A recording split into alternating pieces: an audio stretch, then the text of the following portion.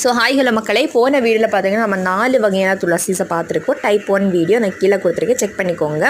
And இந்த வீடியோவில் பார்த்தீங்கன்னா நம்ம 6 வகையான துளசிஸ் பார்க்குறோம். ஃபர்ஸ்ட் பார்க்குறது நம்ம ஸ்டிவியா, இனிப்பு துளசின்னு சொல்லுவோம். டயபெட்டிஸ் பேஷண்ட் இது எடுத்துக்கலாம். இது பார்த்தீங்கன்னா லைட்டாக இனிப்பு கசப்பு மாதிரி இருக்குது, நம்ம பிளட் சுகர் லெவலில் கண்ட்ரோலில் கொண்டு வந்துடும். இலை அமைப்புகளில் கிளியராக பார்த்துக்கோங்க. நெக்ஸ்ட்டு வந்து பார்த்திங்கன்னா யூக்காலிட்டஸ் துளசி, தைல துளசின்னு சொல்லுவாங்க. ஆவி பிடிக்கிறது தான் சூப்பராக இருக்குங்க, சளி எல்லாம் வெளியேற்றிடும்.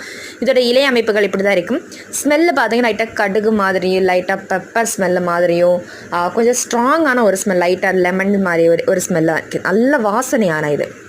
நெக்ஸ்ட் வந்து கற்பூர துளசி. இதுக்கும் மாசி பச்சளைக்கு நிறைய பேர் வித்தியாசம் தெரியாமல் கன்ஃபியூஷன் ஆகியிருக்கீங்க. அதுக்கு தனியாகவே நம்ம வீடியோ போடுறீங்க, செக் பண்ணிக்கோங்க.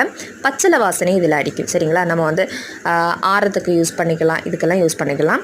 நெக்ஸ்ட்டு வந்து பார்த்திங்கன்னா இது வந்து ஹால்ஸ் துளசி அண்ட் விக்ஸ் துளசின்னு சொல்லுவோம்.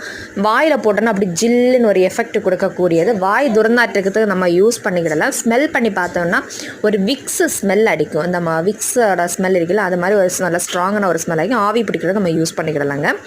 அதுக்கப்புறமா பார்த்திங்கன்னா நம்ம பார்க்குறது புதினா துளசி. இதோட இன்னொரு பேர் பார்த்திங்கன்னா காட்டு புதினான்னு சொல்லுவோம். ஓரளவு இதை வந்து நமக்கு நல்லா தெரிஞ்சவங்க கண்டுபிடிச்சிடலாம்.